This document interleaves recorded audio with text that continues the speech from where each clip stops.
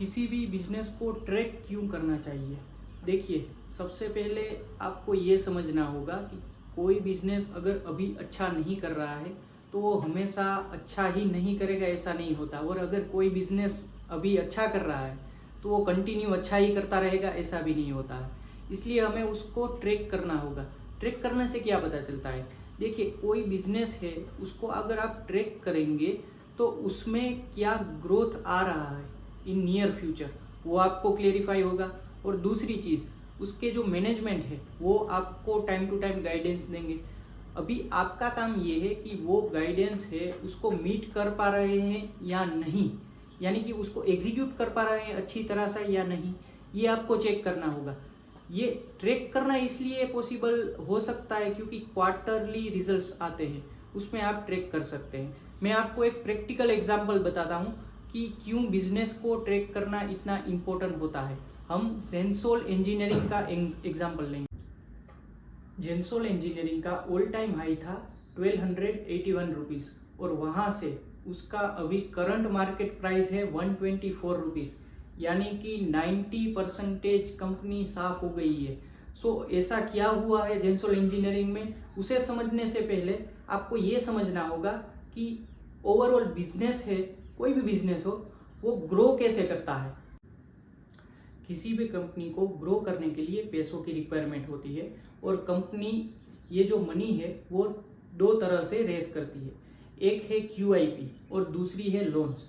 QIP में कैसा होता है कि जो भी कंपनी लिस्टेड होती है वो अपने शेयर्स इंस्टीट्यूशनल बायर्स को ऑफर करती है और वहाँ से जो उनको पैसे मिलते हैं वो अपनी बिजनेस को ग्रो करने में लगाती है। और लोन्स में कंपनी डायरेक्ट बैंक के पास से लोन लेती है और उसके लिए उनको एक अमाउंट भी बाद में पे करना होता है एज अ इंटरेस्ट, और वहाँ से भी जो अमाउंट मिलता है उनको, उसे भी वो बिजनेस को ग्रो करने में लगाते हैं। एंड कंपनी को जो ये बैंक के पास से लोन मिलती है वो उनकी जो क्रेडिट रेटिंग होती है उसके हिसाब से ही मिलती है। सपोज किसी कंपनी की क्रेडिट रेटिंग अगर AAA है तो उनको लोन मिलने में कोई ज़्यादा परेशानी नहीं होगी। और अगर किसी कंपनी की क्रेडिट रेटिंग D है, D यानी कि डिफॉल्ट, तो उन्हें लोन मिलने में बहुत सारी परेशानियां सामना करना पड़ सकता है। सो अब हम आते हैं जेंसोल इंजीनियरिंग के प्रैक्टिकल एग्जाम पर। देखिए, जेंसोल इंजीनियरिंग को अपना बिजनेस ग्रो करना था, इसलिए उनको लोन की रिक्वायरमेंट थी। और हमने अभी देखा कि लोन की अगर रिक्वायरमेंट है तो आपको क्रेडिट रेटिंग एजेंसी के पास जाकर रेटिंग लेना होता है। सो उन्होंने जेंसोल इंजीनियरिंग ने अपने डॉक्यूमेंट्स वहाँ पर सबमिट कर दिए। अभी उन्होंने पहले जो क्रेडिट रेटिंग एजेंसी के पास वो गए थे वो थी CareEdge। उन्होंने जेंसोल इंजीनियरिंग को रेटिंग दी थी D यानी कि डिफॉल्ट।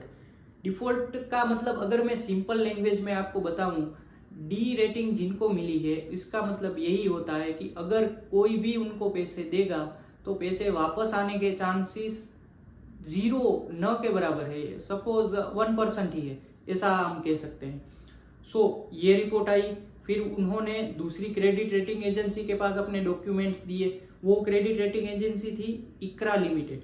इक्रा लिमिटेड ने भी जेंसोल इंजीनियरिंग को D रेटिंग दी और इन्होंने जेंसोल इंजीनियरिंग पर ये एलिगेशन भी लगाए कि इन्होंने जो हमारे पास डॉक्यूमेंट सबमिट किए थे ये फॉल्स थे, ये गलत डॉक्यूमेंट्स हमें सबमिट किए थे ताकि इनको हम ज़्यादा अच्छी रेटिंग दे सके। लेकिन ये पूरा मामला सामने आया। अभी देखिए ये हुआ, इसके बाद क्या होता है कि सेबी एक्टिव होता है कि भाई ये क्या चल रहा है इस कंपनी में। इसके रिगार्डिंग उन्होंने एक कमेटी फॉर्म की कि भाई जेंसोल इंजीनियरिंग में जो ये सब चल रहा है उसके रिगार्डिंग आप जांच कीजिए। अभी इस बीच में जो कंपनी के प्रमोटर्स हैं उन्होंने बताया कि भाई हमें ये D रेटिंग मिली है लेकिन हम कभी डिफॉल्ट नहीं होने देंगे, हम अपने फिजिकल एसेट है उसे बेच देंगे लेकिन कंपनी को डिफॉल्ट होने नहीं देंगे। उन्होंने एक और बात भी बताई थी कि हमने जो इक्रा लिमिटेड ने हमारे ऊपर जो एलिगेशन लगाए हैं फॉल्स डॉक्यूमेंट के, वो भी गलत है, उन्होंने ये बताया प्रमोटर्स ने। और उन्होंने लाइव TV शो में ये बताया था कि अगर आगे जाकर हमें अगर रिक्वायरमेंट होगी तो हम लाइव मार्केट में से ही अपनी कंपनी के शेयर्स बाय करेंगे, यानी कि प्रमोटर खुद अपने स्टॉक्स जो है वो मार्केट से ही बाय करेगा। इससे क्या होता है कि इन्वेस्टर में एक कॉन्फिडेंस आता है कि भाई प्रमोटर अपने स्टॉक्स खुद बाय कर रहा है, सो उसे अपने बिजनेस पर और अपनी कंपनी पर पूरा कॉन्फिडेंस है। लेकिन अभी इन्वेस्टर्स हैं जो बड़े HNIs हैं, उनकी नज़र सेबी की रिपोर्ट पर थी कि सेबी ये जो जांच कर रही है पूरी, उसमें जो रिपोर्ट बनेगी उसमें क्या निकल कर आता है। सो यहाँ से पूरा जो सिनेरियो है वो थोड़ा इंटरेस्टिंग बनना चालू हो गया था और इस बीच में जेंसोल इंजीनियरिंग का स्टॉक काफ़ी नीचे गिर गया था। सो सेबी के रिपोर्ट के आने के बाद ही कुछ क्लेरिफाई हो सकता था, क्योंकि प्रमोटर तो ये बोल रहे हैं कि हम तो पूरे साफ हैं, हमारे यहाँ कुछ गलत नहीं हुआ है। सो 15 अप्रैल 2025 को जेंसोल इंजीनियरिंग के ऊपर इंटरिम ऑर्डर सेबी ने दे दिया है। अभी सेबी ने जेंसोल इंजीनियरिंग के प्रमोटर्स को स्टॉक मार्केट में अभी के लिए बैन कर दिया है और इसके लिए सेबी ने प्रमोटर्स के ऊपर जो एलिगेशन लगाए हैं वो है फंड डाइवर्जन्स के। फंड डाइवर्जन अगर मैं आपको सिंपल लैंग्वेज में समझाऊं तो कंपनी ने जो पैसे अपनी यानी कि कंपनी की ग्रोथ के लिए एज अ लोन या फिर QIP के थ्रू उठाए थे, उसका यूज उन्होंने ग्रोथ के लिए नहीं किया कंपनी की, बल्कि अपने पर्सनल खर्चों के लिए किया है। सो इसे कहते हैं फंड डाइवर्जन। अभी प्रमोटर ने क्या क्या उसका यूज किया है पर्सनल, उसकी भी पूरी लिस्ट दी है। प्रमोटर ने अपने लिए DLF में लग्जरी अपार्टमेंट बाय किया है, लग्जरी आइटम्स में उन्होंने स्पेंड किया है एंड जो ये मनी आया था उनके पास, उनको फैमिली मेंबर्स के पास उन्होंने ट्रांसफर कर दिया था, जो कि लीगली नहीं होता है, क्योंकि कंपनी का फंड कंपनी अकाउंट में ही रहना चाहिए और उसका यूज ग्रोथ के लिए, कंपनी की ग्रोथ के लिए ही होना चाहिए। और ये सब एलिगेशन है वो सेबी ने उनके ऊपर लगाए हैं। देखिए इसमें क्या हुआ है, कंपनी ने पैसा उठाया था कंपनी की ग्रोथ के लिए, लेकिन उन्होंने अपनी ग्रोथ कर ली है इसमें। सो ऐसा नहीं चलता है। अभी जेंसोल इंजीनियरिंग का जो स्टॉक है उसको स्प्लिट करने के लिए भी उन्होंने कंपनी ने बताया था, लेकिन अभी सेबी ने उनके ऊपर होल्ड लगा दिया है कि भाई आप ये जो स्प्लिट है वो नहीं कर सकते हैं स्टॉक स्प्लिट। सो अभी प्रमोटर है वो, जब मैंने आपको बताया था आगे कि उन्होंने बोला था लाइव TV शो में कि अगर ऐसी रिक्वायरमेंट होगी तो हम लाइव मार्केट में जाकर अपने स्टॉक्स बाय करेंगे, लेकिन सेबी ने उनके ऊपर अभी ये बैन भी लगा दिया है कि वो अपनी कंपनी के शेयर्स लाइव मार्केट में जाकर बाय नहीं कर सकते।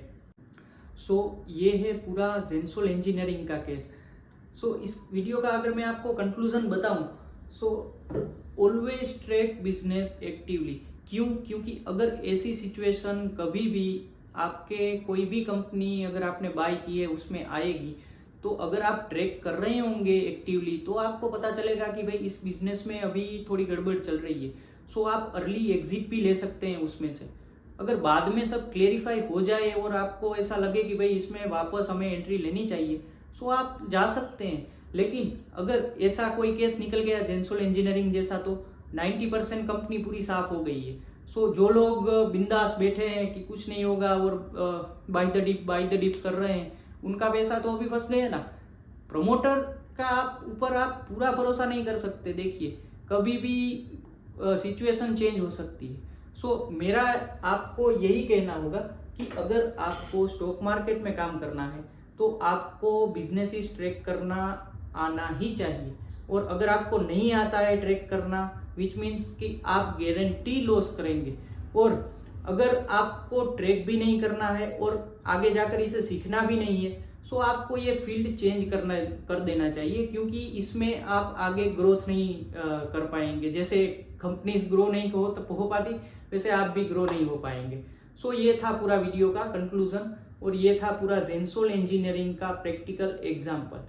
सो अगर आपको ये वीडियो हेल्पफुल लगा है तो इसे शेयर कीजिए, लाइक कीजिए एंड इस चैनल को सब्सक्राइब कीजिए।